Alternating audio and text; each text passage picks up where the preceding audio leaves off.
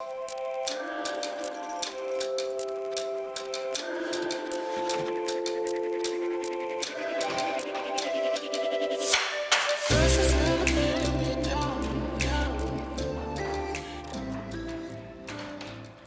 up YouTube? Welcome back to the channel. My name is Jordan and today we're going to be doing some basic maintenance on my Datsun 280Z.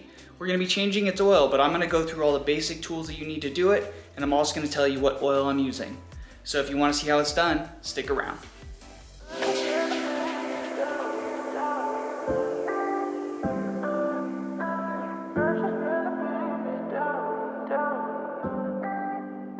Like I said before, you just need a couple things to change the oil in this old Datsun 280Z. Let's check it out. You're gonna need a oil pan to collect all the old oil. You're gonna need a new oil filter, and I got a Mobile 1 unit because it's black and it looks nice in the engine bay. You're gonna need some high mileage oil, which I'm gonna get to in a little bit, but for this car, we need about 4.5 to 5 quarts. So this 5-quart thing is perfect. Then you need a ratchet with a 22mm socket. You may actually need a different size socket because with these old cars, you never know what drain plug was put on there in the past. You're also going to need some new crush washers. And then last, you're going to need some ramps. And if you don't want to use ramps, you can use a jack and jack stands. But that's it. That's all you need. So changing your oil is one of the most basic maintenance items that you can do on a car. But it's also one of the first things that you learn when you get a car. They tell you bring your car in every 3,000 miles for oil change, every 5,000, every 10,000 miles, depending on what car you have. And it doesn't matter whether you have conventional oil or synthetic oil, you really should be doing it at least once a year. So even if you have an old car like this that maybe only drives 1,000 to 3,000 miles a year, at the end of 12 months, you really should think about changing the oil, because when the oil heats up and cools down so often, those heat cycles end up breaking down the oil itself and the oil becomes acidic. And so you don't want to have acidic oil sitting in your engine, corroding things over time, especially for a car that sits for a long time. That way you're just going to have acid sitting in your motor, and eventually it's going to lead to some problems. So make sure that you change your oil even if you don't drive your car very much. For this oil change today, I decided to go with Pennzoil High Mileage 5w-30. I decided to use Pennzoil because I was really impressed with their performance in Project Farm's oil comparison test. So go ahead and go on YouTube, type in the search bar, Project Farm oil comparison, and it's a really awesome series of videos, so check it out. I also chose the high mileage blend because they have additives for detergents to clean the inside of your motor, and also esters and other things to condition and to expand the seals inside the car. That way, if you have seals that are leaking a little bit, this is going to help expand those seals and prolong their life. So this is a really good blend if you're trying to use something for an older car.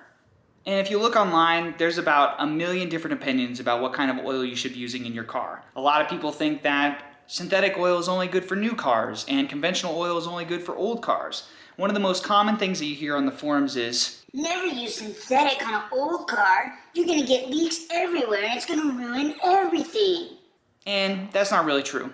Synthetics are really great, conventional oil is really great. Anything newer than 1970s oil is going to be a huge improvement over what this car saw when it hit the dealerships. But there is a couple things that maybe you should pay attention to when looking for oil for your old car. The next thing to consider when choosing your oil is what weight you should go with. I went with 5w-30, and basically what this means is that at 5 degrees Celsius, it's going to have a viscosity of 5 on the scale, and at operating temperature, it's going to have a viscosity of 30. This is a little bit thicker than what you get in more modern cars, and I'm hoping that this thicker oil is going to help out a little bit. If I still have the rod knock, I might have some other additives I can put in there, but we'll cross that bridge when we come to it. Enough education for today. Let's get to it. All we have to do is put this car up on ramps, drain the oil, and put the drain plug back in with a new crush washer so that we get a good seal. Then change the oil filter, put new oil in it, turn it on, and that's it. It's a really quick and easy job, but I definitely think the hardest thing to do when you're changing your oil is to make sure that you don't spill any oil. I don't know if I've ever changed oil ever without having a spill. So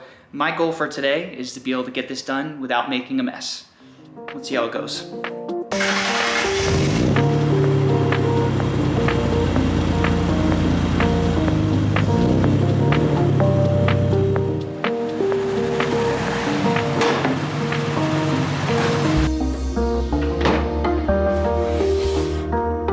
First thing to do is undo your oil cap. And the reason why you do this is because when you undo the drain plug at the bottom, it'll allow the oil to come out more easily if this is open up top. I got this cool oil catch can from AutoZone, and It has no hole here. I know it confused me at first too. But what's really cool about it is that you can attach these little things here. And I'm hoping that this cool little design is going to help me to avoid any leaks, because I don't want to get leaks on this brand new driveway. So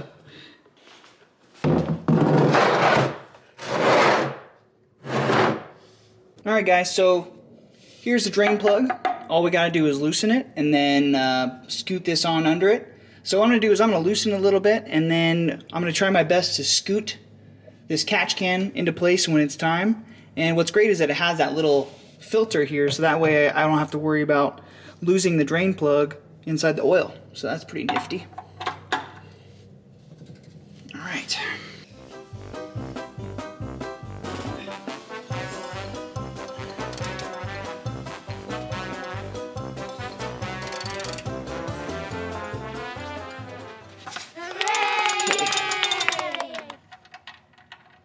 Alright, here we go. That's that. This thing is sweet. I'm liking this. Hey, no mess. Alright, so while the oil is draining over there, I thought we'd go over the drain plug as well as crush washers. So a crush washer is basically just a softer metal ring that goes on the drain plug like this, and what it does is when you're tightening down this drain plug, it's going to make an indentation on that little piece of copper, and that little piece of copper is going to create the seal. So it's almost like having like a rubber O-ring on something, but because we're working with metal, you just use a softer piece of metal to put on, and then when you tighten it down, it's going to make a nice seal. Alright, so we're back under the car, and we just got our drain plug and crush washer set up, and it looks like we are about fully drained. So what I'm going to do is I'm going to first put the drain plug before we move this catch can, and then we'll use our rag to help keep us clean.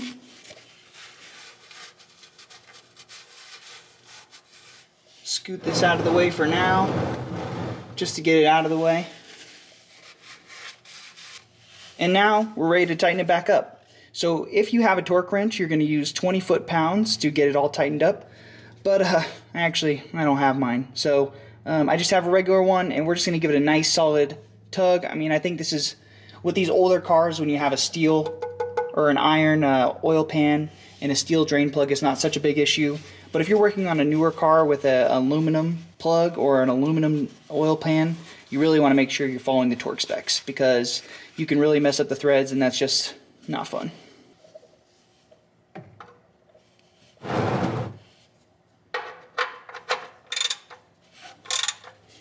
You just want to get it nice and snug. It doesn't have to be like really crazy. Just enough to do what you think would be enough to put an indentation on that copper crush washer. Alright, I think that's it. Getting too old for this. Alright, the next thing we have to do is we have to change the oil filter, which is this guy right here. And if you can see below, I aligned the oil catch can right underneath it, because it is almost 100% guaranteed that you will make a mess when you undo this thing. So I think we should be good. I put some towels down, which is definitely a good idea. You just can untwist this with your hand, or if you have the special wrench that goes on the top, you could do that too, but this one is typically pretty easy, especially since it's so big and easily accessible. Alright, lefty loosey, righty tighty. Alright, trying our best not to make a mess. Oh my god, yeah. So thank God I put that underneath the car, because there's so much oil. Alright, so as soon as you get it out, you want to tip it upwards, so that way you don't continue to pour oil out of the filter. So it's coming out, and I'm going to tip it upwards, bring it up, and there we go. It's full oil in there, so make sure you hold it up like this when you bring it up. So next you want to take a little bit of the old oil, or you could use new oil, it doesn't really matter. And you want to put it on the outer edge of this seal here, because this seal is going to help create a good bond, not necessarily a bond, but a good seal on the edge. That way you have no leaking when it's in the car and it's running. And then we're also going to take a little bit of oil from our new oil container, and and we're gonna put it in here because it's always good not to have a dry filter. That way there's no air circulating in the oil system. So just to make this a little bit easier, I'm gonna put some of the new oil inside of a little Tupperware, and then I'm gonna put it inside the filter. Just easier that way when you have a big bottle, you don't wanna spill any oil anywhere. So basically what we're trying to do is basically just coat the inside of this, get a little bit of oil inside there. It's gonna help avoid some air bubbles in the system. Not completely, you don't wanna fill it up all the way, but just enough to get everything wet inside there is gonna be useful. I'm just gonna go basically do the opposite of what we did before. Put the filter on. We're gonna tighten it hand tight. You wanna do it like just about as tight as you can do it with your hands. Doesn't need to be crazy. Give it a nice couple twists on it and it should be plenty enough. All right guys, and we're almost done. All we gotta do is just put 4.5 to 4.7 quarts in this thing and then let it settle a little bit, turn it on and make sure that it's running well, but we're almost there, almost done.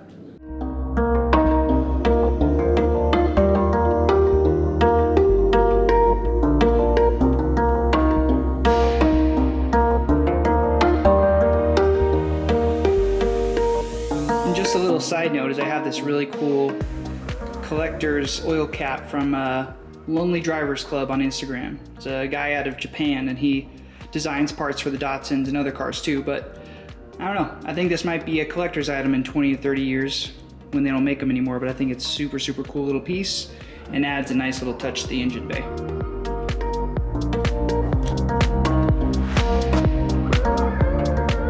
What's great about having an oil catch can as well as getting this big jug of oil is that once you've got all your oil from all the old oil, you can just pour this right into the original container and you can take this to AutoZone and they'll recycle it.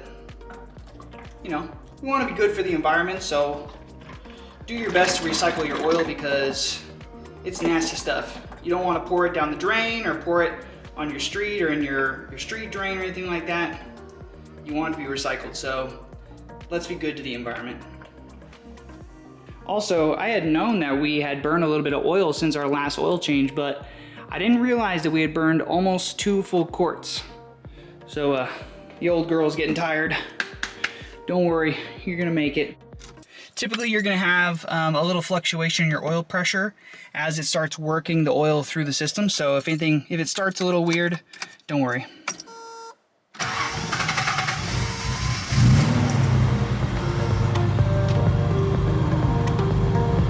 There we go, and then slowly but surely that oil pressure will go back to normal. But it looks like we're good.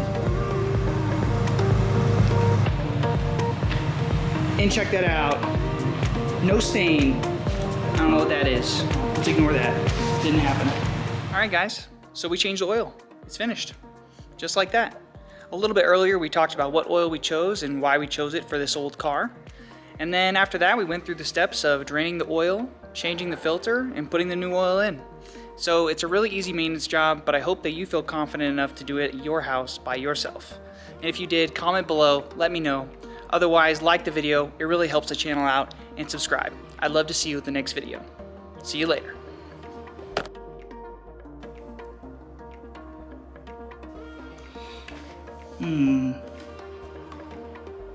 Alright, this is a bad idea.